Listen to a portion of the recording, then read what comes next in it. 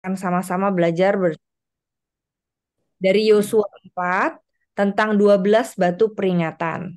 Nah, jadi karena ayat ini panjang 1 sampai 24, maka saya akan membacanya dibagi-bagi gitu ya. Semoga kita bisa melihat rangkaian pembelajaran Yosua 4 ini. Jadi kerangka kitab Yosua sebelum kita baca ayatnya itu dibagi menjadi beberapa bagian. Yang pertama ini review aja dari yang lalu mungkin Bapak Ibu sudah pernah dapat. Jadi kitab Yosua ini kan kitab yang menceritakan penggantinya Musa. Jadi pasal 1 bicara pengutusan Yosua. Kenapa Yosua dipilih? Karena dia dianggap layak oleh Tuhan, lalu ditetapkanlah dia sebagai penggantinya Musa. Nah, selanjutnya ngapain sih Yosua di pasal 1 sampai pasal 5? Ini bicara tentang Yosua yang masuk membawa orang Israel ke tanah Kanaan. Nah, nanti disinilah kita akan bicara sama-sama atau kita akan belajar sama-sama maksudnya di Yosua kitab 4-nya di tengah-tengah itu ya. Jadi lalu Yosua 5 sampai 12 itu bicara tentang penaklukan Kanaan. Jadi tugasnya kelihatan benang merahnya ya. Yosua diutus untuk masuk ke Kanaan. Lalu di sana ada penaklukan Kanaan 13 sampai 22 udah sampai ditaklukkan dibagi-bagi gitu ya. Nanti setelah dibagi-bagi selesai tugas Yosua maka eh, adalah kisah tentang hari-hari terakhir Yosua, kematian dan pemakamannya. Nah, yang sekarang kita mau sama-sama renungkan yaitu yang ada di kedua ini yaitu masuk ke Kanaan. Yosua 4 ayat 1 sampai 24. Nah, mari kita lihat lebih dalam lagi. Si Yosua 4 ayat 1 sampai 24 tuh kira-kira isinya apa aja sih? Ada beberapa bagian di Yosua 4 ayat 1 sampai 24 ini bicara tentang Yosua hampir masuk. Jadi belum masuk ya. Hampir masuk ke Kanaan dibagi menjadi Yosua 4 ayat 1 sampai 3 itu bicara perintah Tuhan tentang 12 batu peringatan. Yosua 4 itu tentang perkataan Yosua kepada Israel. Jadi ada perintah dulu, lalu Yosua menjawab dengan cara memperkatakan itu kepada Israel tentang batu peringatan. Terus Yosua 4 ayat 8 sampai 9 tentang 12 batu peringatan di perkemahan dan di tengah sungai Yordan. Nah, 4 ayat 10 sampai 18 tentang ternyata ada akhirnya nih dari sebuah perjalanan penyeberangan. Nah, jadi ini mereka menyeberangi Sungai Yordan. Lalu Yosua 4 ayat 19 sampai 24 tentang ke-12 batu peringatan di Gilgal. Itu saya garis bawahi Gilgal, nanti kita akan bicarakan tentang Gilgal. Nah, 5 bagian ini yang akan kita renungkan agak menyisir walaupun tidak terlalu detail sekali, tapi menyisir dari bagian ke bagian supaya kita bisa tahu apa sih ini menariknya dan proses ini kenapa sih diceritakan nanti di akhir akan ada refleksi gitu ya. Jadi Bapak Ibu pertama-tama lah tuh kenapa dia hilang? Sebentar, saya ulangi lagi. Ya, Yosua 4 ayat 1 sampai 3 itu bicara tentang perintah Tuhan tentang 12 batu peringatan. Nah, eh, Nah, apa yang akan dibahas, kita akan baca bersama. Minta tolong Om Martin membaca ayat 1 dan 2 Om Martin. Ada di depan sini Om, kalau bisa kebaca. Ini dari terjemahan baru TB2. Silahkan. Unmute Om. Perlu di-unmute dulu. Ya, makasih. Oke. Yosua 4 ayat 1 sampai 2. Yosua 4 ayat 1. Setelah seluruh bangsa itu selesai menyeberangi sungai Yordan, Tuhan berfirman kepada Yosua, pilihlah dari bangsa itu 12 orang seorang dari tiap suku. Oke, terima kasih. Jadi Yosua 4 ayat 1 sampai 2, kenapa ada seperti ini? Kok ujuk-ujuk seluruh bangsa seberang Sungai Yordan, Tuhan berfirman pada Yosua gitu ya. Ini habis nyebrang sungai ya rupanya ya. Iya, jadi setelah 400 tahun perbudakan di Mesir, Musa diminta Tuhan untuk memimpin Israel selama 40 tahun. Nah, ketika mereka berputar-putar di padang gurun gitu selama 40 tahun, meninggallah Musa belum sampai ke tanah perjanjian. Jadi ini history di belakang ini ya. Lalu akhirnya Tuhan memanggil Yosua di Yosua 1 untuk menggantikan Musa. Dan itu sebabnya sejak Yosua 1 Tuhan memilih Yosua untuk menduduki tanah Kanaan bersama dengan orang Israel. Nah, ini awal dari setelah mereka selesai Sungai Yordan. Jadi rupanya mereka melewati banyak Sungai Yordan. Nanti akan ada peta saya tunjukkan kepada Bapak Ibu. Yang pasti Tuhan diawali dengan Tuhan berfirman. Ya, jadi ayat ini diawali dengan Tuhan berfirman. Nah, ini petanya. Kalau Bapak Ibu bisa lihat, monggo kita lihat. Nanti saya bisa zoom lebih besar lagi. Tapi sebetulnya ini mau menunjukkan tentang perjalanan bangsa Israel yang mulai dari kiri. Kalau Bapak Ibu lihat, ini ada panah-panahnya merah, tipis sekali gitu ya. Nanti bisa di zoom lagi. Jadi mulai dari keluar dari Mesir, terus puter-puter gitu ya, kita lihatnya ya ampun ini diputer-puter. Ada lewat laut Teberau gitu ya, terus begitu dia jalan lagi di padang gurun, menjauhi lautan sampai akhirnya masuk lagi ke Sungai Yordan, keluar lagi gitu ya. Nah, ini nggak ngerti kenapa dia harus begini panjang, sebetulnya tinggal lurus aja kan bisa gitu ya. Tapi kenapa muter-muter?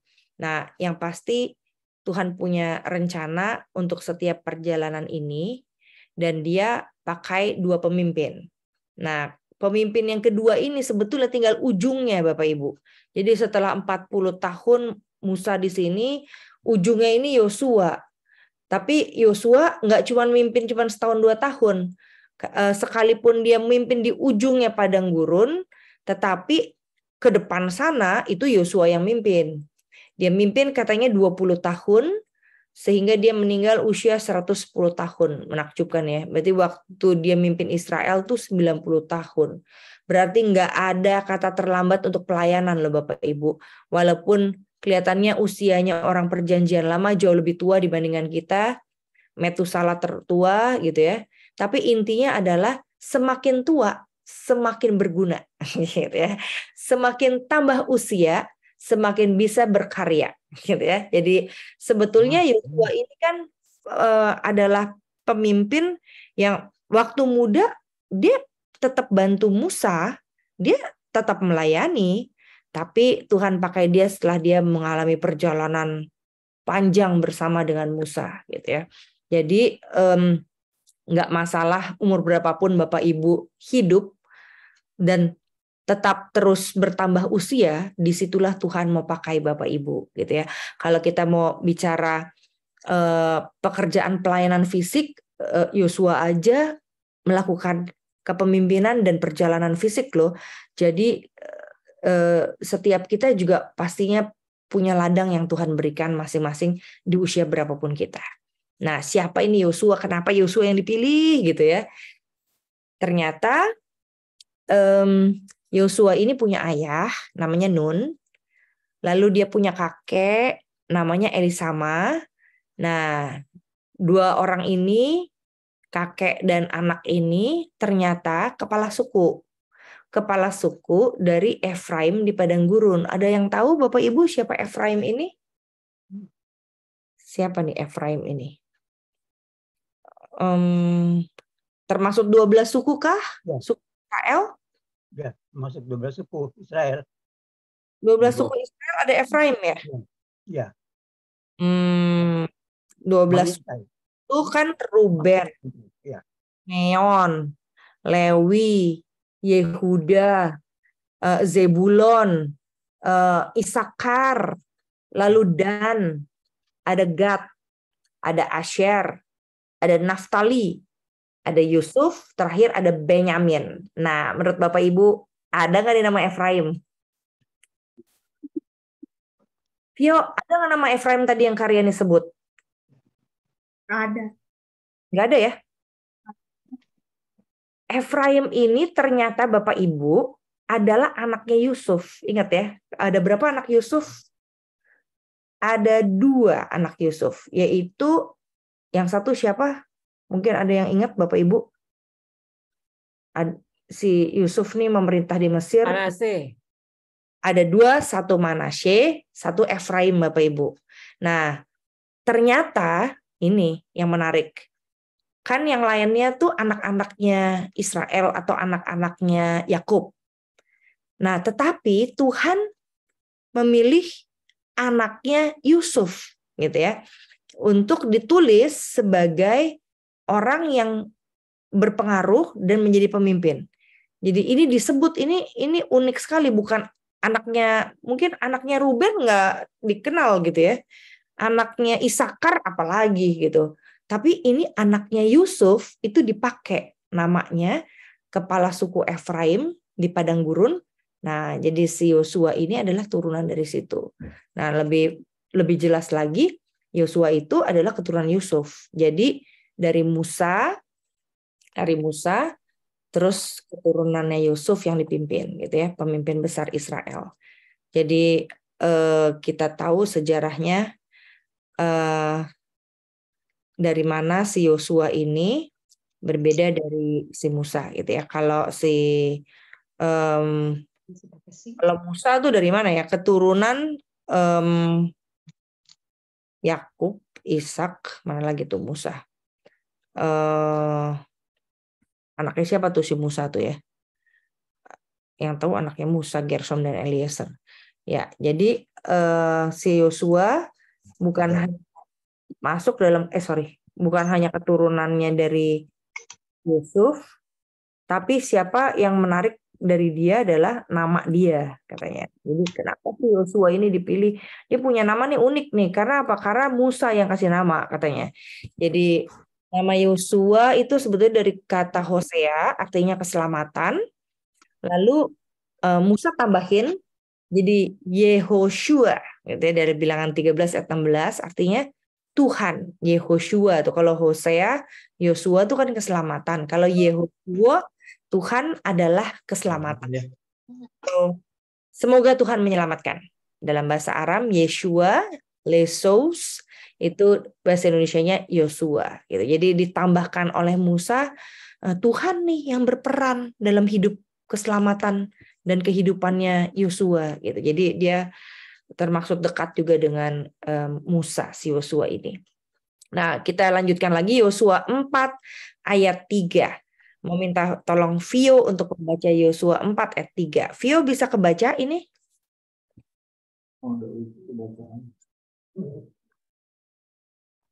Ya, silakan Vio membaca Yosua 4 ayat 3. Bisa Vio?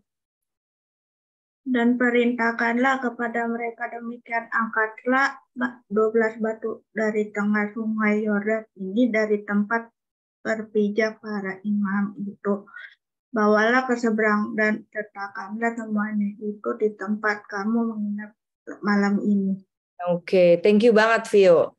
Jadi ini Tuhan tetap memerintahkan kepada Yosua untuk Yosua memerintahkan kepada orang Israel. Apa perintahnya? Angkat 12 batu. Ini kayak lagi main-main nih Tuhan ya. Orang biasanya ngangkat kambing domba, mereka angkat semua tenda-tenda mereka, sekarang suruh angkat batu gitu ya. Dari 12 batu dari tengah sungai Yordan, dari tempat imam itu berdiri gitu ya, lalu dibawa ke seberang, suruh taruh di sebuah tempat di mana mereka menginap. Jadi ke seberang loh saudara, ke seberang. Jadi bukan taruh di sini tapi taruh di seberang. Nah, ini perintah Tuhan pada Yosua untuk Yosua bilang pada bangsa Israel. Jadi sebetulnya menurut saya kalau orang udah sekelas para kepala suku gitu ya, disuruh tiba-tiba suruh angkat batu, itu sesuatu yang nggak make sense gitu.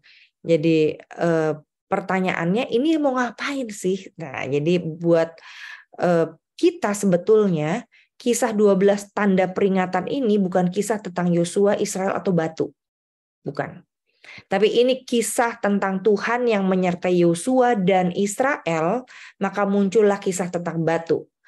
Sama ini Bapak Ibu, kalau di sekolah minggu tuh orang fokusnya bisa jadi nanti cerita tentang si Yosua nih, bagaimana Yosua mengadakan tanda-tanda mujizat gitu ya di ketika dia menyeberang sungai, atau Israel nih yang mereka perang bisa melawan Filistin, semua bangsa Aram, bangsa Asyur dan sebagainya, sampai kita akhirnya lupa membuat anak-anak itu terfokus pada siapa tokoh utama dari kisah yang kita baca. Nah, kalau kita terfokus pada Tuhan, maka kita sudah ada di jalan yang benar. Ini kalau misalnya Bapak Ibu baca Alkitab itu banyak sekali narasi, terus banyak sekali lika-liku ceritanya, sampai kita akhirnya tersesat mikir ini tunggu, ini anaknya Musa siapa, kakaknya Musa siapa, bapak ibunya Musa. Kita terfokus pada detail cerita, hati-hati kita lupa bahwa sebetulnya ini bukan kisah tentang Musa, anaknya, bapaknya, mertuanya, bukan. Tapi kini kisah tentang Tuhan. Tuhan yang ngapain sih? Ini yang kita mau bahas, yang kita cari God's message-nya, pesan Tuhannya di dalamnya. Tuhan yang ngapain sih?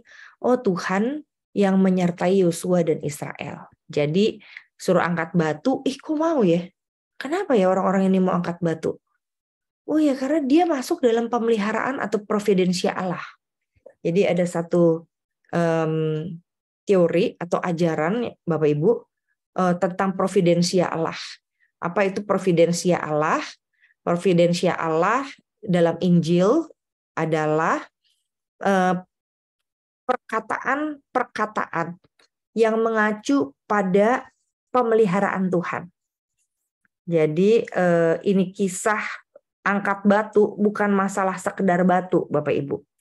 Tapi ini kisah bagaimana kita belajar dan melihat ada providensia atau provide gitu ya, dari kata provide, arti harfiahnya itu adalah mengetahui apa yang terjadi pada masa yang akan datang. Jadi orang providensia orang percaya itu, kita percaya yang akan datang, walaupun saya nggak tahu nih ya, saya akan tambah dan kurang apa, saya akan mengalami kesulitan apa. Tapi si providensia itu mengajak kita untuk percaya apapun yang terjadi, Tuhan pelihara.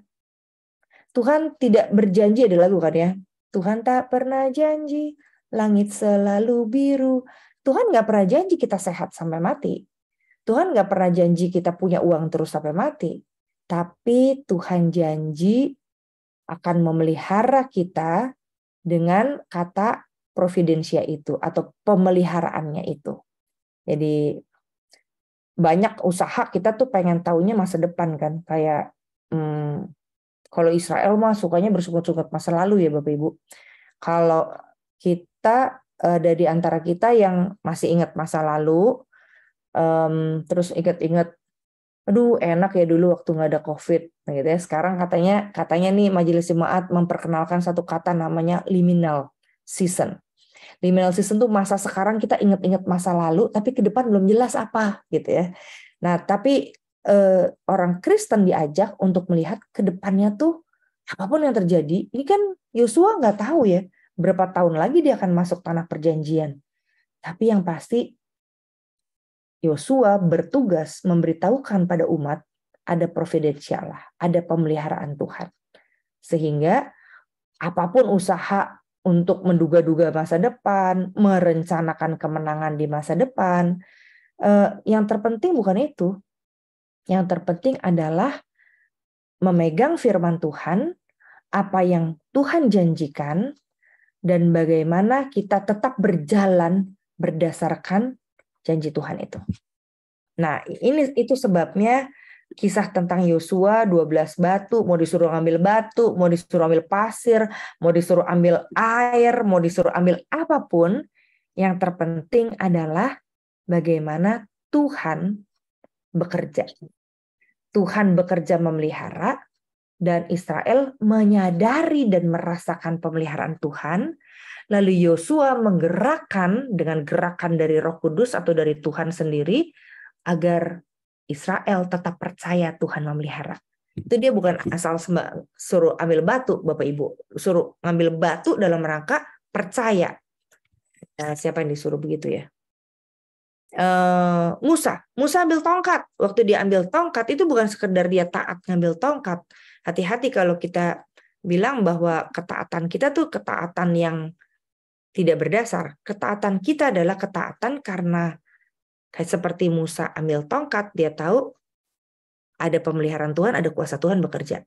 Sama seperti orang Israel disuruh kepala sukunya ambil batu, bukan hanya sekedar ambil batu karena nggak mau dihukum. Saya ambil batu karena saya tahu ini perintah Tuhan, dan perintah Tuhan itu pasti baik, ada kuasa Tuhan, ada pemeliharaan Tuhan.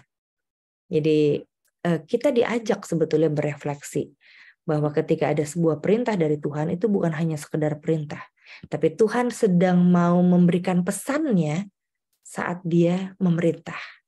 Nah, pesannya apa? Ini yang kita akan baca selanjutnya. Jadi ini bukan kisah Yosua ya, saudara, tapi kisah tentang Tuhan yang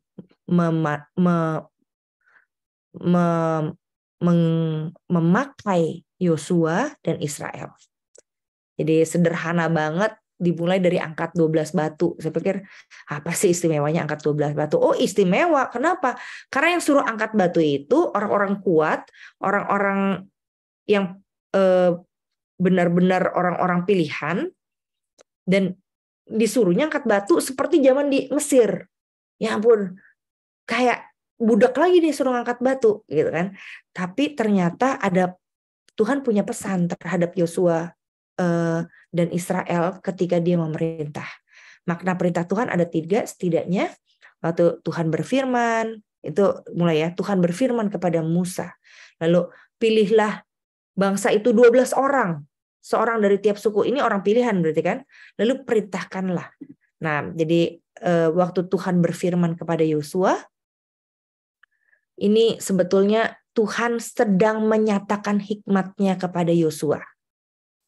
Jadi Bapak Ibu, kalau Bapak Ibu baca Alkitab, setiap pagi, setiap malam gitu ya, kita baca Tuhan berfirman. Itu bukan hanya sekedar kayak baca komik atau baca sebuah koran. Tapi ingat, hikmat Tuhan sedang menyertai Bapak Ibu. Bayang ya, kalau kita buka Alkitab, aduh saya lagi pusing gitu ya, pernah satu kali pusing banget. Nih, aduh kalau ada masalah, perasaan gak enak, buka Alkitab tuh begitu baca aja kalimat-kalimat yang Tuhan berfirman, itu bisa ada perubahan tuh hati Bapak Ibu. Nah itu saya percaya hikmat Tuhan menyertai. Jadi saat Bapak Ibu sudah mulai terbuka hatinya untuk mendengarkan Tuhan berfirman, itu sebetulnya Bapak Ibu membuka hati untuk hikmat Tuhan menyertai.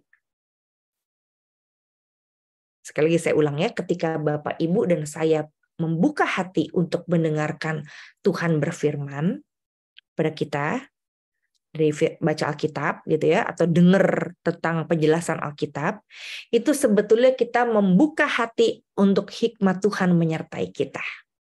Keren banget kan? Jadi setiap Bapak Ibu baca Alkitab, sebetulnya Bapak Ibu sedang cari hikmat Tuhan. Sedang ingin hikmat Tuhan menyertai Bapak Ibu. Nah ini yang dilakukan, ini kata penafsir ya. Jadi ini yang dilakukan, dan saya mengalami gitu. Jadi ini yang Yosua lakukan. Ini yang saya lakukan, saya kira ini yang Bapak Ibu lakukan. Jadi kalau kurang hikmat, lagi bete, lagi kesel, lagi marah, baca firman. Kenapa? Karena hikmat Tuhan akan menyertai saat kita membaca. Jadi bukan baca WhatsApp ya, tambah pusing baca WhatsApp atau WhatsApp grup gitu ya. Apalagi ketika ada iklan ini, ada forwardan ini dan itu, jangan lagi pusing baca Alkitab. Hikmat Tuhan menyertai. Yang kedua, waktu Tuhan bilang, pilihlah dari bangsa itu 12 orang. Seorang dari tiap suku gitu ya. Jadi apa nih maksudnya? Nah, ini mau menyatakan keadilan Tuhan. Jadi perintah angkat batu bukan hanya sekedar perintah, tapi perintah yang penuh hikmat untuk menyatakan keadilan Tuhan. Saya agak kurang paham pembagiannya. Maksudnya latar belakangnya nanti kita akan tahu pembagian 12-nya itu seperti apa. Tapi ternyata keadilan Tuhan tuh ternyata beda dari yang kita bayangkan. Itu ya, nanti kita akan lihat. Nah, yang ketiga adalah Tuhan memerintahkan Yosua untuk memerintahkan Israel. Jadi ada dua tuh ya. Tuhan memerintahkan Yosua, Yosua memerintahkan Israel. Yosua memerintahkan Israel karena Tuhan memerintahkan Yosua. Nah, perintah dari Tuhan ini adalah perintah yang dianggap kontekstual, katanya menurut seorang penafsir. Kenapa? Karena nggak mungkin lah kita disuruh pakai batu kan. Batu itu kan ala orang Israel. Nah, jadi Bapak Ibu, konteksnya Israel kan mengingat tanda Tuhan itu dengan batu. Berarti nggak bisa harfiah itu, berarti saya juga mesti taruh batu di depan rumah saya gitu ya. Nah, bukan. Jadi ini bukan perintah harfiah. Pilihlah 12 orang, bukan berarti kita suruh pilih 12 orang penatua, misalnya nanti ya, kita pilih 12 murid, bukan. Tapi orang Israel memang suka angka 12 gitu. Sehingga kontekstualnya kan 12 supaya adil. Dan perintahnya angkat batu supaya kontekstual, nggak disuruh angkat mobil gitu ya, nggak disuruh angkat bendera, udah nggak ada yang jahit di sana, tapi angkat batu. Jadi kontekstual. Itu berarti apa Bapak Ibu? Itu berarti ketika Tuhan memberikan hikmat kepada kita, memberikan keadilan kepada kita, dan menyuruh kita melakukan sesuatu, please tolong jangan melihat ini sebagai harfiah. Lihat pesan Tuhan tuh apa sih kontekstual buat kita. Jadi kita nanti makanya di akhir akan melihat pesan Tuhannya apa yang kontekstual buat kita. Bukan yang sama dengan Israel. Nah, pertanyaannya Bapak Ibu, ada nggak sih kemungkinan Israel tuh nggak ikut perintah Tuhan melalui Yosua? Ya ada lah. Kenapa? Karena Yosua nih siapa? Baru mimpin aja udah suruh-suruh orang Israel gitu ya. Tapi kok mau Yosua ini didengarkan oleh Israel? Nah, di Yosua 4 ayat 4-7, apa sih yang diomongin sampai Israel tuh menurut sama Yosua? Ini ada perkataan Yosua kepada Israel tentang batu peringatan. Jadi kita akan baca bersama batu peringatan ini apa. Yosua 4 ayat 4-7. Lalu Yosua memanggil ke-12 orang Israel yang ia tetapkan, seorang dari tiap suku. Ia berkata kepada mereka, pergilah ke tengah sungai Yordan, di depan tabut Tuhan Allahmu, dan masing-masing angkatlah di atas bahumu sebuah batu, menurut jumlah suku orang Israel, supaya ini menjadi tanda di antara kamu. Ini ya, saya baca ayat 6 sekali lagi, supaya ini menjadi tanda di antara kamu. Jadi Yosua 4 ayat 4-7 dalam pembagian kerangkanya adalah respon Yosua terhadap perintah Tuhan. Tadi beda ya, di awal itu kita ngomong tentang perintah Tuhan kepada Yosua. Nggak semua orang diperintahkan Tuhan itu memberikan respon. Itu maksudnya. Jadi kenapa kerangkanya dibagi menjadi kerangka nomor 2? Karena kita pun sebagai orang-orang yang mencintai Tuhan dan dicintai Tuhan, kalau diperintahkan oleh Tuhan, belum tentu memberikan respon. Respon yang seperti Yosua lakukan terhadap perintah Tuhan. Nah, seperti apa responnya? Responnya adalah ini. Terus respon Yosua adalah respon yang begitu cepat, tidak lambat.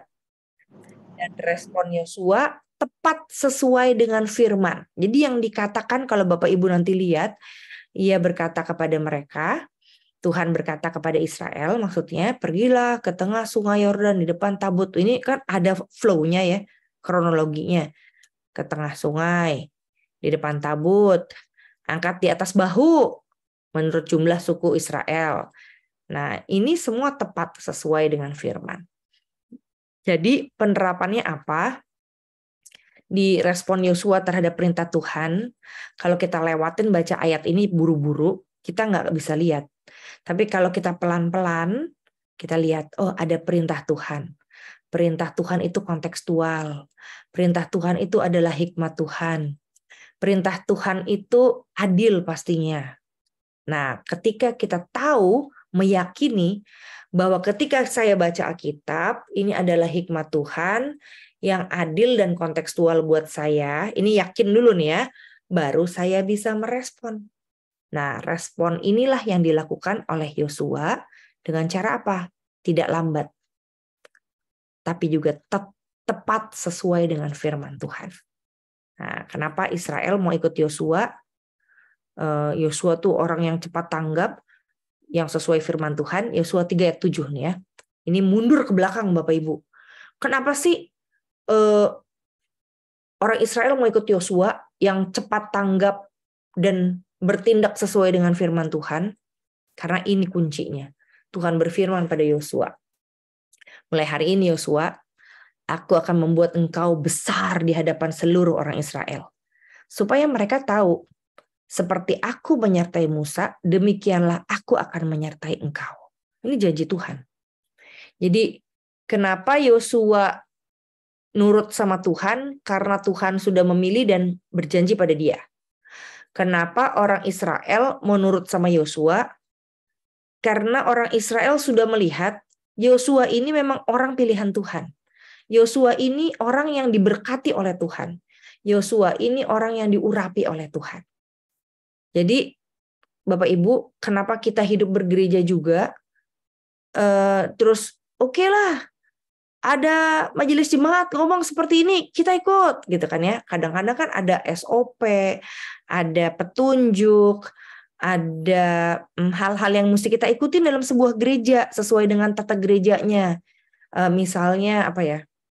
Katekisasi mesti umur 15 tahun. Aduh, Kak Karyani, kalau anak saya 13 boleh apa enggak? Tunggu ya. Di tata gereja 15 tahun nih. Tunggu, bisa kita goyang apa enggak nih perintah gitu ya. Atau petunjuk. Kalau 15-nya pesannya apa ya? Pesannya menunjukkan bahwa dia sudah mulai beranjak dewasa. Oke, kalau gitu 15 kurang 2 bulan boleh nggak nih? Gitu kan ya. Nah, jadi ini bukan masalah 15 angkanya. Tapi bagaimana kita mengikuti petunjuk tata gereja atau majelis jemaat atau majelis sinode atau pembuat tata gereja untuk apa?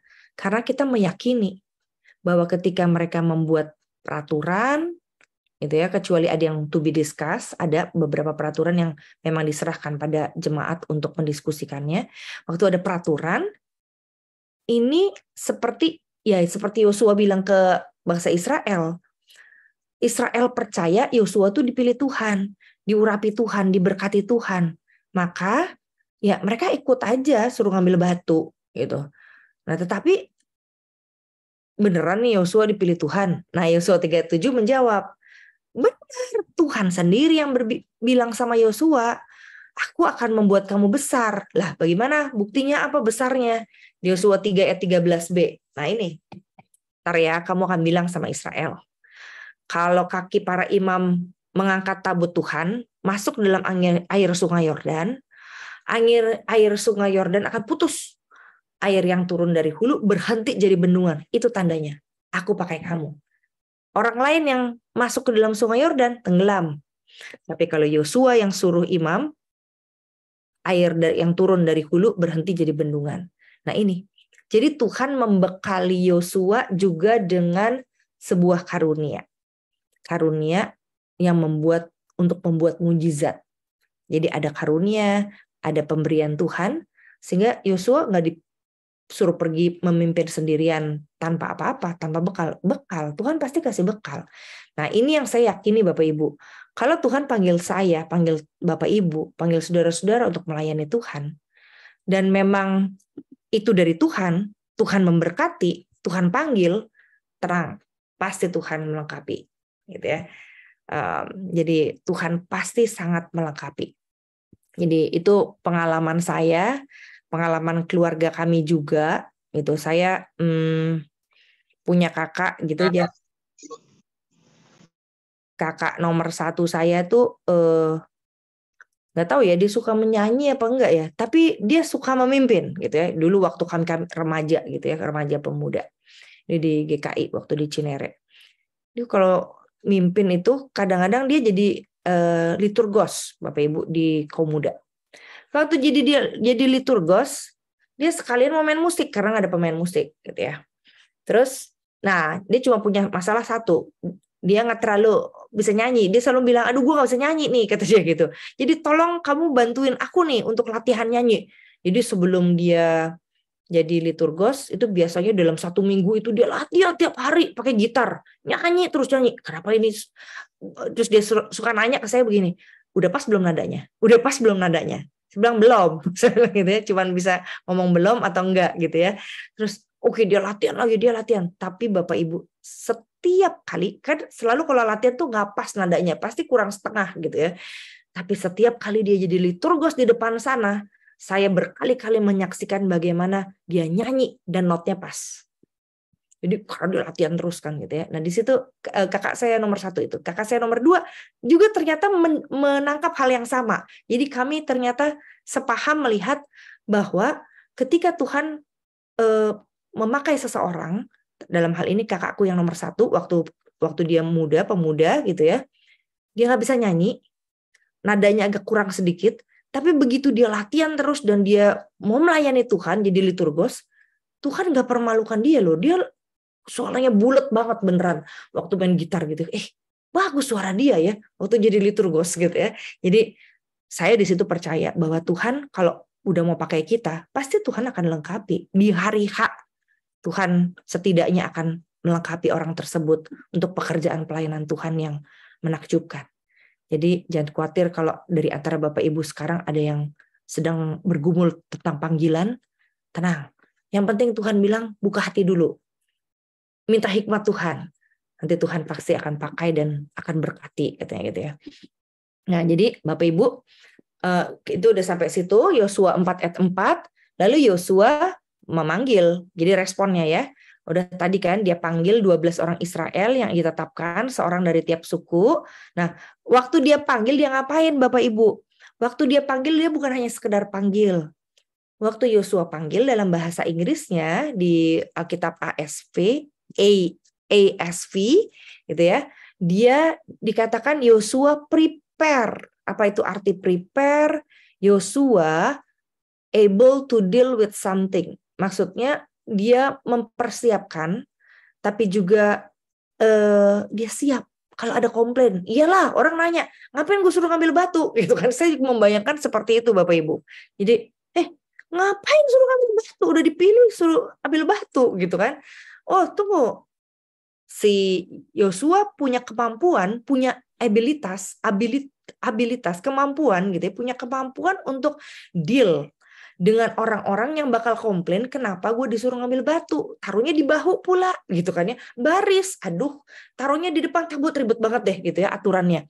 Kayaknya SOP baru yang dibuat oleh Yosua padahal tidak ada di dalam histori atau sejarah bangsa Israel. Apalagi ini nih kan ya, ini namanya kan spontanitas Tuhan. Jadi di gereja juga banyak tuh Bapak Ibu spontanitas gitu ya. Orang pikir ini kok nggak ada di aturan. Nah ini jadi dua sisi ya. Satu sisi kita belajar ikut SOP atau aturan atau tata gereja atau apapun yang diatur di gereja kita. Tapi satu sisi lain tiba-tiba nih muncul sebuah aturan baru. Orang kan bisa komplain kan. Nah makanya Yosua bukan hanya dikasih hikmat dan berkat Tuhan untuk ngomong doang kepada 12 orang Israel. Kemana dia harus pilih kan? Pilihlah dari antara suku-suku itu 12 wakil. Ini milih kan gak gampang Bapak Ibu. Prosesnya bayangin aja. Satu suku bisa 10.000 misalnya kurang lebih gitu ya. Gimana cara milih satunya Tuhan sebagai wakilnya? Dia ngambilnya batu lagi gitu. Wah komplain lah bangsa bisa jadi gitu ya. Kan dia gak bisa selalu bilang ini kata Tuhan gitu ya. Tapi dia prepare. Jadi Yosua mempersiapkan, kalaupun ada komplain, Tuhan persiapkan dia. Wah, ini menguatkan saya banget sih, terus terang Bapak Ibu. Di tengah-tengah kehidupan bergereja, kepemimpinan, dinamika kehidupan melayani dan bergiat kita, kan bisa jadi kan banyak orang komplain, terus mungkin tidak terlalu paham, ada salah komunikasi, ada salah sangka gitu ya. Ternyata Tuhan tuh bekali setiap hambanya loh. Bukan hanya untuk ngomong doang, tapi untuk able to deal with something. Kemampuan untuk mengatasi berbagai hal.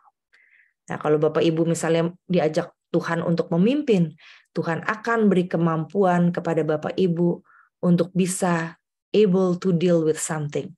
Bisa mengatasi berbagai masalah yang akan terjadi. Mempersiapkan Bapak Ibu untuk masuk dalam pengalaman itu. Nah, itu nomor 1. Tapi NIV beda lagi.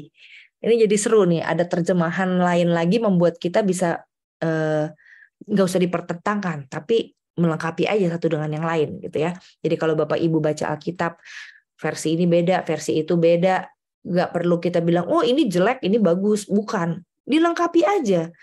Appointed, diurapi. Jadi Yosua mengurapi, bukan hanya mempersiapkan, tapi mengurapi. Berarti memberikan berkat. Jadi berkat Tuhan yang masuk ke Yosua atau hadir ke Yosua menjadi berkat juga buat 12 suku. Apa appointed ini diterjemahkan choose someone for a position or responsibility. Jadi ini memilih ya, memilih, tapi juga pilihannya itu mengandung berkat. Waktu dia pilih, orang itu dikasih responsibility, pasti dikasih kemampuan untuk responsibility, untuk bertanggung jawab. Jadi bayangkan ya kalau kita sebagai orang yang Tuhan pilih untuk melayani sebuah pekerjaan pelayanan Tuhan, apapun itu sih jenisnya. Pokoknya Tuhan panggil kita kan bukan hanya untuk gemuk rohani, untuk menikmati berkat-berkat Tuhan aja, tapi untuk menjadi berkat, untuk melayani Tuhan. Jadi kalau Tuhan pilih kita untuk melayani Tuhan di bagian kita masing-masing, Tuhan akan mempersiapkan kita, Tuhan akan buat kita bisa responsibel atau tanggung jawab dalam pilihan itu. Ya, jadi perintah Tuhan ini sangat powerful. Powerfulnya tuh apa? Kekuatannya tuh apa? Memampukan Yosua menyiapkan puluh ribuan suku, menyiapkan orang-orang yang komplain untuk bisa melakukan semua fokus apa yang Tuhan mau. Satu orang, puluhan ribu. Powerful. Karena Tuhan kasih power itu. Nah, ini pola iman. Saya merenungkan ini sebagai sebuah pola iman. Pola imannya seperti apa Bapak Ibu? Tuhan itu pasti kasih perintah ke kita tiap pagi, tiap hari, tiap malam, tiap baca Alkitab ya pasti. Nah, pola imannya adalah kalau Tuhan kasih perintah ke kita, kasih tugas lah gitu ya, kasih peran atau tugas. Punya anak juga tugas, punya sahabat juga tugas, punya gereja juga tugas loh. Bapak Ibu menjadi anggota sebuah gereja berarti diberikan perintah atau tugas oleh Tuhan. Bukan diberikan berkat aja. Ada berkat, ada yang besuk saya, ada yang layani saya, bukan. Ketika kita diberikan sesuatu itu pasti sebuah tugas, sebuah perintah. Tuhan, saya dapat duit banyak nih, tugasnya apa nih gitu ya. Tuhan, saya punya anak nih, tugasnya apa nih Tuhan? Tuhan, saya kok dapat sahabat baru, tugasnya apa nih Tuhan? Jadi setiap kali mendapatkan perintah dari Tuhan itu adalah sebuah tugas. Tinggal kita bagaimana memberi respon. Nah, ini pola imannya adalah ya kita perlu beri respon. Terima kasih, sebuah respon. Tapi belajar dari responnya Yosua menarik.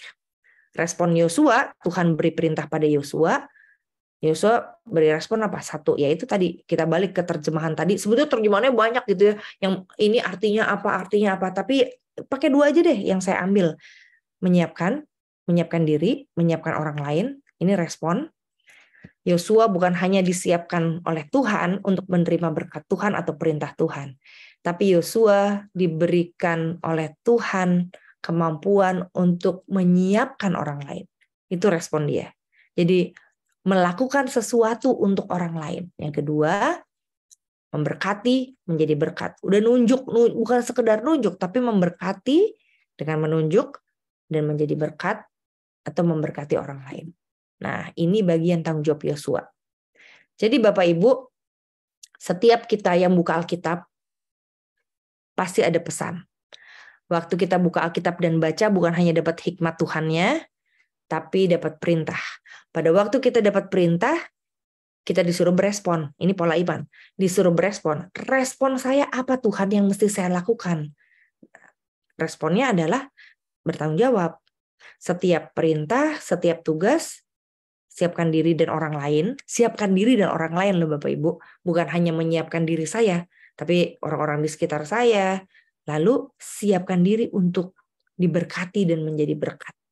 Ini pola iman Yosua. Nah, kita lanjutkan dengan respon Yosua ayat 5 dan ayat 6. Vio boleh tolong baca lagi? Yosua 4 ayat 5 sampai 6. Silakan Vio. Ia berkata kepada mereka, pergilah ke tengah sungai Yordan di depan tabut Tuhan Allahmu, dan masing-masing angkatlah di atas bahumu sebuah batu menurut jumlah suku orang Israel, supaya ia menjadi tanda di antara kamu. Oke, terima kasih. Jadi, tadi kita sudah tahu jenis perintahnya, pergi ke tengah sungai Yordan, Bapak Ibu. Jadi bukan ke pinggir sungai, tapi ke tengah sungai Yordan, ambil batu dari tengah sungai itu. Ya ampun, ini kan aneh ya. Tapi ya nggak apa-apa, suruh ambil. Tuhan mau tahu, ini 12 suku nurut nggak sama dia? Mau dikasih tanah perjanjian, mau nurut nggak cuma suruh ngambil batu di tengah sungai Yordan? Supaya jadi tanda di antara kamu. Nah, dalam bahasa Ibrani, kata tanda itu disebut ot. Tanda diberikan Tuhan biasanya untuk 3 hal. Jadi kalau ada tanda gitu ya, 1 memperingatkan seseorang atau sebuah bangsa, warn people. Yang kedua memberi hukuman. Jadi kalau ada tanda, ini biasanya bisa jadi hukuman. Kayak misalnya apa ya? Tanda waktu di Mesir itu kan ada olesan darah di depan rumahnya orang Israel. Berarti malaikat maut melewati rumah itu dan tidak masuk ke dalam rumah itu. Nah, kalau tidak ada tanda, berarti ada hukuman Allah. Ya, execute divine judgment. Jadi, tanda Tuhan itu merupakan ajaran yang umum dan dikenal oleh orang Israel. Jadi, Tuhan bicara lewat tanda juga. Terus ntar ada pertanyaan kan, ada sih saya pernah dengar khotbah waktu saya remaja tuh ya, jangan minta-minta tanda deh sama Tuhan, itu nggak dewasa gitu ya. Nah ya bagaimana, orang Israel juga dapat tanda dari Tuhan, banyak tanda. Kalau dihukum kasih tanda, diperingatkan dapat tanda. Waktu mereka terlepas dari penindasan juga dapat tanda dari Tuhan gitu. Jadi ini iman kita masing-masing lah ya, perlu tanda apa enggak gitu. Jadi ada yang minta tanda ya, walaupun kadang-kadang kan salah menangkap tanda juga sih gitu ya, tapi Tuhan bisa pakai tanda untuk membuat kita peka atas pesan Tuhan. Kenapa ada tanda atau ada memorial gitu, dianggapnya memorial. Nah, ini pertanyaan lebih besar ya Bapak Ibu. Dari pertanyaan lebih besar ini kita lihat ya gambarnya di sebelah kiri nih ya. Ada gambar merah-merah ini tanda sampai atas. Ini kira-kira sih mereka udah sampai atas nih si Yosua ini. Jadi Musa yang bawa capek banget, terus 40 tahun ya dari yang merah-merah ini udah sampai utara gitu ya. Sampai mana sih? Sampai utara ya. Udah mau nyebrang nih, nyebrang sungai. Ya, udah tinggal deket nih. Yosua gantiin gitu ya. Nah, kenapa ada tanda setelah perjalanan 40 tahun ini di padang gurun? Karena Tuhan sudah menuntun Israel melewati 42 lokasi yang disinggahi Israel dengan berbagai dinamika kesulitannya, dan Tuhan mau membuktikan saya sudah tuntun. Jadi ini bukan sekedar tanda aja, tapi tanda ini tuh mengingatkan akan banyak hal yang terjadi di padang gurun. Kebayang kalau mau masuk sebuah lokasi, dia mesti berantem, perang. terus ada korban fisik gitu ya. Setiap dia menduduki satu tempat itu bisa ada peperangan yang terjadi, kan dia menguasai daerah-daerah itu.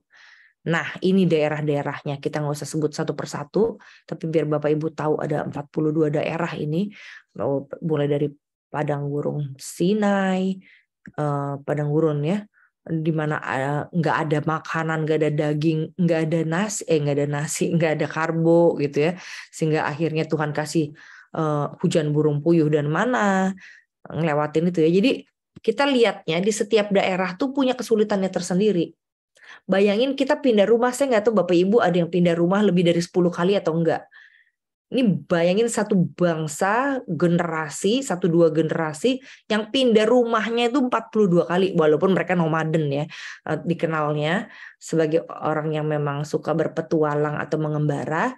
Tapi disitulah Tuhan mau ngomong, di pengembaraanmu berapa kali pindah-pindah pun Tuhan memelihara loh. Nah, jadi kenapa pakai batu? Ini masalahnya ya. Nah, menurut si Amy Peterson, benda-benda itu mengingatkan kita akan Allah yang setia di masa lalu. Nah, dapat mengingatkan kita untuk selalu percaya di masa sekarang, juga di masa yang akan datang, karena sudah Tuhan pimpin di masa lalu. Kalau Bapak Ibu tahu, ada satu kata yang seringkali orang pakai dengan arti sampai di sini Tuhan menolong dan memelihara kita. Ada yang ingat apa tuh ya katanya? Ebenezer. Ebenezer tuh sebagai tanda tuh. Sampai di sini nih patokannya. Tuhan sudah memelihara di masa lalu, sekarang Tuhan akan memelihara di masa depan. Dia batu tuh penting buat mereka kontekstual, karena begitu taruh batu nggak digeser-geser, apalagi batunya berat gitu ya. Ya udah itu jadi tanda. Kalau di kita kan sekarang ada palang-palang, ada tulisan, terus kita ada budaya tulisan yang bisa dicetak gitu. Kalau dulu di batu itu ditulis. Jadi Tuhan memberikan perintah untuk menyiapkan peringatan, bukan hanya sekedar batu, tapi peringatan bagi Tuhan dan kuasa Tuhan. Ini Matthew Henry yang bilang. Jadi peringatannya tuh bukan hanya untuk Tuhan ada, tapi Tuhan berkuasa. Nah, di Yosua 4 ini tandanya bukan hanya sekedar tanda, karena itu rangkaian dari tanda-tanda yang Tuhan ajarkan pada orang Israel. Jadi tanda-tandanya tuh apa aja sih? Tanda itu hal biasa. Jadi ada tanda sunat, ada tanda pelangi, ada tanda misalnya waktu si Kain diusir tuh, habis bunuh Habel, diusir sama Tuhan. Terus Tuhan bilang, oke, aku akan kasih tanda supaya kamu dilindungi dari pembalasan dan kejahatan. Ya, waktu Israel keluar dari Mesir juga ada tanda. Tandanya tulah. Itu berarti Tuhan mengizinkan mereka pergi karena ada hukuman untuk orang Mesir. Tulah-tulah itu juga tanda. Jadi si tanda dan mujizat juga terjadi di Perjanjian Baru. Tanda baru seorang perempuan muda yang belum menikah mengandung, itu tanda. Tanda biasanya mau menyatakan ada Tuhan dan ada kuasa Tuhan. Tanda milik Tuhan juga ada. Di zaman itu tanda milik Tuhan, ya, tanda milik Yesus itu seperti para pemilik budak itu kan punya tanda ya untuk budaknya. Jadi si Paulus bilang, saya bangga nih, saya budaknya Kristus, jadi dia punya tanda. Banyak tandanya pada Paulus. Salah satunya dia bilang duri dalam daging. Duri dalam daging juga tanda. Tanda apa? Cukup kasih karunia Tuhan padamu, katanya. Itu mengandung arti. Jadi nggak ada yang salah sih menurut saya kalau kita belajar tentang tanda ya. Kata Yunani semeion itu kalau orang punya tanda itu berarti ada maknanya. Dan kebanyakan kalau dari kata semeion berarti Tuhan bekerja.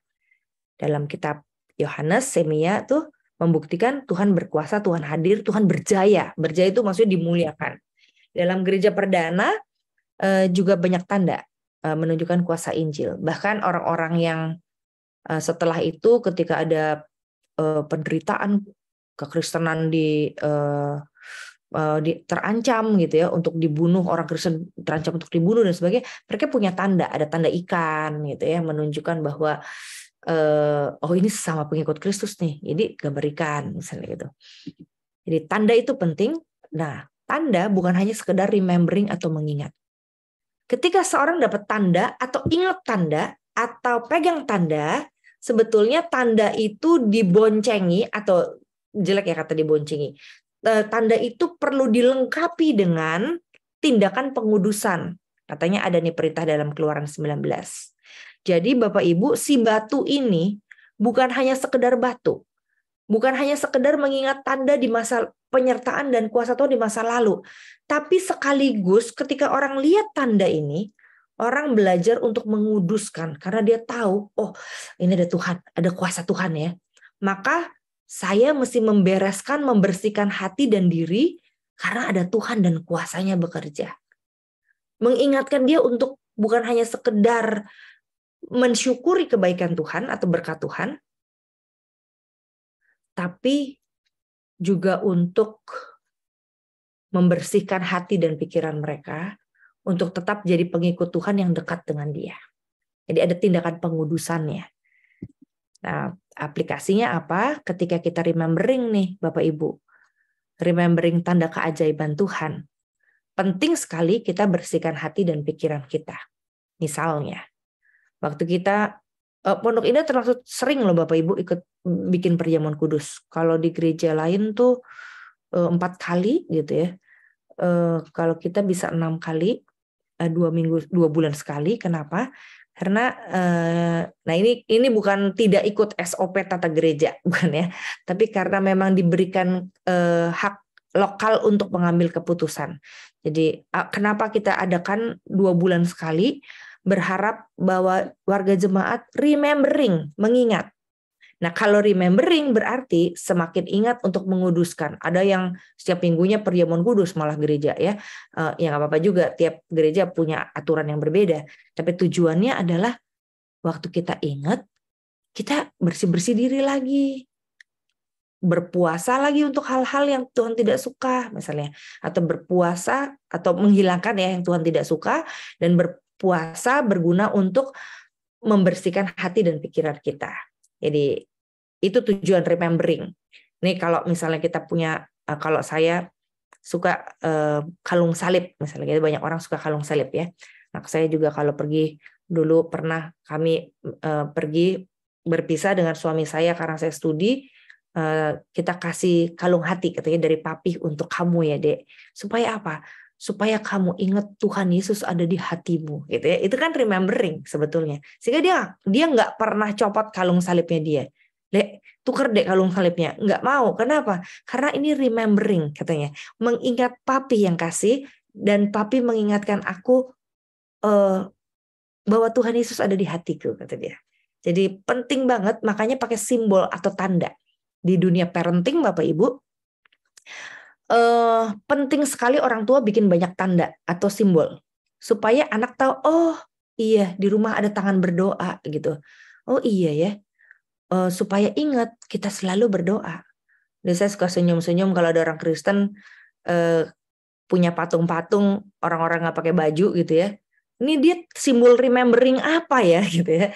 Tapi ya udahlah, itu hak kita masing-masing ya. Ada yang nanti ada simbolnya hati gitu ya. Saya pernah ketemu satu orang yang di rumahnya rememberingnya tuh gambar orang menangis gitu ya. Saya bilang, ini kenapa ya rememberingnya orang menangis gitu? Apakah rumah ini penuh dengan kesedihan gitu kan? Tiap orang rememberingnya beda-beda. Jadi hati-hati memilih simbol yang akan dipajang di rumah, karena sebetulnya itu powerful. Tuhan bisa bicara loh lewat si simbol itu untuk mengingatkan kita, ya ini tindakan pengudusan juga bisa terjadi.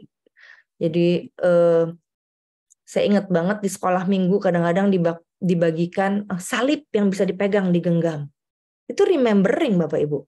Dan ketika orang pegang salib, orang ingat, oh ya menguduskan hati ya. Kita kasih tulisan ke anak mantu cucu sahabat kita, itu remembering, itu tanda, sehingga itu punya makna sekaligus sebuah perintah dari Tuhan untuk beres-beres diri nih ya, ayat. Sekarang kita lanjutkan Yosua 4 6b sampai 7. supaya apa? Kalau anak-anakmu, benar-benar kan remembering, jikalau anakmu kemudian hari bertanya, apa arti batu itu bagi kamu? Kamu harus jawab bahwa ketika tabut perjanjian Tuhan diseberangkan di sungai Yordan, air sungai terputus depan tabut, sebab itu batu itu akan menjadi tanda peringatan bagi orang Israel untuk selama-lamanya. Nah, jadi batu-batu itu adalah tanda peringatan perbuatan besar Tuhan membelah sungai Yordan. Perbuatan ajaib itulah yang membuat Israel menyeberang dan selamat. Nah, sehingga mereka, anak-anak siapapun itu mau dengar. Jadi Bapak Ibu, simbol tanda nggak ada artinya. Kalau Bapak Ibu tidak menunjukkan sikap, kita tidak menunjukkan sikap sesuai dengan tanda itu. Dan kita tidak pernah mengalami kuasa Tuhan melalui tanda itu. Jadi kenapa simbol batu ini powerful? Karena Israel mengalami sendiri kuasa Tuhan. Dikejar musuh, Tuhan selamatkan. Tak berdaya, Tuhan tolong. Gak ada jalan keluar, Tuhan beri. Takut mati, Tuhan selamatkan. Nah, jadi kesaksian kita perlu pikirkan gitu ya. Sebagai bukti dari kesaksian kita, satu tanda aja. Oke, saya punya salib. Kenapa? Mengingatkan saya pada ini. Nah, Tuhan yang kita alami. Jadi orang boleh dong pakai tanda apapun juga gitu ya. Nah, satu kali saya ingat nih, ada teman saya waktu kuliah, dia pakai anting di hidung gitu ya. Nah, itu membuat saya remembering gitu. Terus saya tanya, kenapa Pak kamu pakai anting di hidung? Oh, di India itu katanya orang pakai anting di hidung itu tanda dia sedang berjuang, survivor gitu ya. Jadi dia sedang berjuang. Saya jadi bercita-cita kasih anting di hidung. Kenapa? Karena itu tanda. Tanda saya juga hidup terus berjuang sebagai pengikut Kristus gitu. Jadi ya Bapak Ibu terserah mau pakai tandanya apa ya. Ada orang yang pakai tato terus nggak suka, dibilang nggak religius, nggak rohani, nggak apa-apa juga. Tiap kita punya tanda yang berbeda-beda mengingatkan kita pada sesuatu, dan ketika ingat tanda itu, kalau itu dimaknai secara positif, itu bisa membuat kita bersih-bersih diri. Jadi mari kita punya satu tanda lah dalam hidup kita setidaknya, sehingga orang mengingat kita juga dengan tanda itu. Yosua 4:8-9, 12 batu peringatan itu, orang Israel melakukan seperti yang diperintahkan Yosua. Angkat 12 batu dari sungai Yordan seperti yang difirmankan Tuhan. Mereka bawa batu-batu itu ke seberang, ke tempat mereka bermalam dan meletakkannya di situ. Lalu Yosua menempatkan pula 12 batu di tengah sungai Yordan itu, di bekas pijakan para imam yang mengangkat tabut perjanjian itu, dan batu-batu itu masih ada sampai sekarang. Ya. Nah, sorry. Ini apa? Saya lanjutin aja deh. Yosua 4:10-18 akhir dari penyeberangan. Tadi kan udah ikut ya sesuai dengan ketentuan. 10-11 demikian para imam angkat tabut berdiri di tengah sungai Yordan sampai selesai, dan dilakukan semua yang diperintahkan Tuhan kepada Yosua untuk disampaikan pada bangsa itu, tepat seperti yang diperintahkan Musa kepada Yosua, dan bangsa itu bergegas menyeberang. Ini menarik, setelah seluruh bangsa selesai menyeberanglah para imam dan tabut Tuhan itu di depan mata bangsa itu. Jadi semua nyebrang nih ya. Juga ada Bani Ruben, Bani Gad, suku Manasye, yang setengah itu juga menyeberang dengan bersenjata di depan orang Israel seperti yang dikatakan Musa kepada mereka. Nah, ini informasi aja Bapak Ibu, saya mau kasih tahu bahwa suku-suku ini disebut karena dia istimewa, menyeberang dengan bersenjata karena mereka ini orang-orang kuatnya ya. Ada Bani Ruben, Gad, dan Manasye. Kita tahu Ruben itu anak sulung Yakub dan Lea, anak istri kesayangannya si Yakub ini, si Ruben, anak sulung. Tapi kalau suku Manasye tadi ya, ada suku Manasye di sini kan. Kalau kita ingat tadi itu anak dari Yusuf. Jadi bukan langsung tidak diingat Yusufnya, tapi herannya diingatnya Manasye-nya karena dia yang diberkati. Jadi agak mencong 12 orang anaknya si Yakub ini, tapi ditambah dengan suku Manasye gitu sebagai yang bersenjata. Jadi Bani Gad siapa? Ini buat informasi kita aja. Gad lahir dari budak Lea bernama Zilpa. Jadi ini anaknya Zilpa sama Yakub. Agak pusing lah ya kalau lihat silsilah pernikahan orang Israel. Enggak Kristen banget gitu. Jadi anaknya si Lea punya budak namanya Silpa. Silpa disuruh punya anak dari Yakub. akhirnya namanya Gad, lahir anaknya. Kenapa si Lea suruh Zilpa punya anak dari Yakub? Karena katanya istri kesayangannya si Yakub, si Rahel, istrinya Rahel ya kesayangannya. Rahel itu istri kesayangannya punya budaknya punya anak. Jadi si Lea kayak apa ya? Iri atau sirik gitu ya. Ya udahlah, budak dari istri kesayangan punya anak, ya udah deh budakku juga punya anak gitu ya. Itu udah ada kacau deh. Nah itu lahirlah si Gad gitu. Nah Gad adalah anak ketujuh Yakub yang artinya beruntung atau kemujuran. Nah dia jadi panglima perang suku Israel yang tidak pernah kalah. Jadi menarik bahwa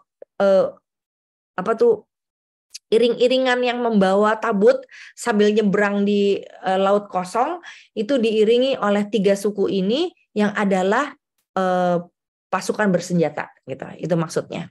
Jadi kira-kira 40.000 prajurit yang siap berperang bersenjata ya. Jadi dia siap perang menyeberang ke dataran Yeriko untuk berperang, dan karena pengalaman ini Tuhan membuat Yosua besar di mata seluruh orang Israel. Mereka sangat menghormati Yosua seperti menghormati Musa. Nah, kenapa bisa dihormati seperti itu?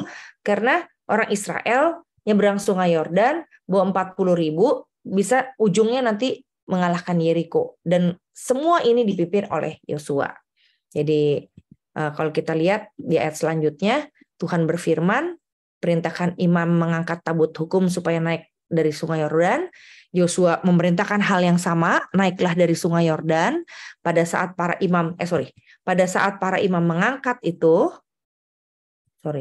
pada saat para imam mengangkat tabut perjanjian Tuhan naik dari tengah Sungai Yordan, waktu dia injek kaki di tanah yang kering, tanah itu jadi kering, air Sungai Yordan. Pada saat para imam yang mengangkat tabut perjanjian Tuhan naik dari tengah Sungai Yordan, jadi udah selesai itu ya, udah masuk ke Sungai Yordan, tanahnya kering, dan menjejakkan kaki mereka di tanah yang kering. Jadi maksudnya udah keluar dari sungainya, maka air sungai kembali ke tempatnya dan mengalir di sepanjang tepinya seperti dahulu. Seperti dahulu. Berarti ini ingat sungai Laut Kolsom ya. Jadi ternyata laut terbelah dua bukan hanya di Laut Kolsom, tapi Sungai Yordan juga yang kedua kali ini bersama Yosua. Nah terakhir adalah udah angkat batu dari tengah-tengah, sekarang minggir, laut udah diisi dengan air, suruh pergi ke Gilgal. Jauh lagi ya. Kenapa pergi Gilgal? Bangsa itu naik dari Sungai Yordan kan tanggal 10 bulan pertama. Nah, terus mereka berkemah di Gilgal, di batas timur Yeriko katanya. Lalu kedua belah batu yang diambil dari Sungai Yordan itu ditegakkan Yosua di Gilgal. Terus si Yosua bilang sama orang Israel, apabila di kemudian hari anakmu bertanya pada ayahnya, apa arti batu-batu ini? Jelasin ya kepada anak-anakmu, orang Israel telah menyeberang Sungai Yordan ini di tanah yang kering. Keren kan? Tuhan Allahmu telah mengeringkan Sungai Yordan ini di depan kamu, sehingga kamu dapat menyeberanginya seperti yang dilakukan Tuhan Allahmu. Laut ini dikeringkannya di depan kita, sehingga kita dapat menyeberang. Supaya semua bangsa di bumi menyadari betapa kuatnya tangan Tuhan dan kamu senantiasa takut akan Tuhan. Oke, kenapa Gilgal? Sederhana sekali, ini akhir dari tutupnya saya terhadap renungan ini. Gilgal dijadikan tempat perkemahan utama Israel saat hendak menaklukkan tanah Kanaan. Jadi mau menaklukkan tanah Kanaan ada di Gilgal. Bikin markas di Gilgal, menyerang maju musuh. Lalu habis menyerang tanah Kanaan, Yosua dan pasukannya balik lagi ke Gilgal. Udah menyerang dan menguasai menaklukkan Kanaan, balik lagi ke Gilgal. Ngapain? Bagi-bagi wilayah Kanaan katanya. Jadi Gilgal ini menjadi tempat yang penting buat mereka. Nah, pertanyaan terakhir adalah apa pesan Yosua yang kita baca tadi? Ada 4 hal yang saya dapat tentang peristiwa Sungai Yordan. Itu peristiwa besar. Bukti Allah hidup dan berkuasa dan menguatkan iman Israel. Jadi sangat penting banget Sungai Yordan ini. Lalu ada mujizat, tapi terjadinya mujizat itu karena orang taat. Jadi taat dulu atau mujizat dulu? Bolak-balik ya, makanya panahnya bolak-balik Bapak Ibu. Kadang-kadang ada orang yang karena mujizat dia taat, tapi juga ada yang taat sehingga dia melihat dan mengalami mujizat. Nah, yang penting adalah setelah ngalamin Sungai Yordan, serta taat dan mujizat, ada batu peringatan. Untuk apa? Untuk diceritakan berulang-ulang dan dirayakan. Nah, disinilah iman menjadi utuh ketika ada paradoks krisis. Jadi kalau ada krisis, tadi kan 1, 2, 3 tuh sebetulnya ada krisis dulu tuh. Mau nyebrang sungai, susah, nggak ada jembatan, krisis, tapi kepercayaan ada, ketaatan ada, orang alami perjalanan iman. Nah, jadi Bapak Ibu, krisis itu bagian dari iman. Bukan krisis bertentangan dengan iman. Krisis membuat kita semakin beriman. Krisis menjadi tanda Tuhan kita perlu belajar terus beriman. Kenapa? Karena di tengah krisis kita justru bisa memegang janji dan merasakan bagaimana Tuhan memelihara. Nah, itu dari saya Bapak Ibu. Demikianlah Yosua 4 sejauh ini. Kita masih punya waktu sedikit karena saya ada Zoom lain. Silakan Bapak Ibu kalau ada pertanyaan dalam waktu 5 menit.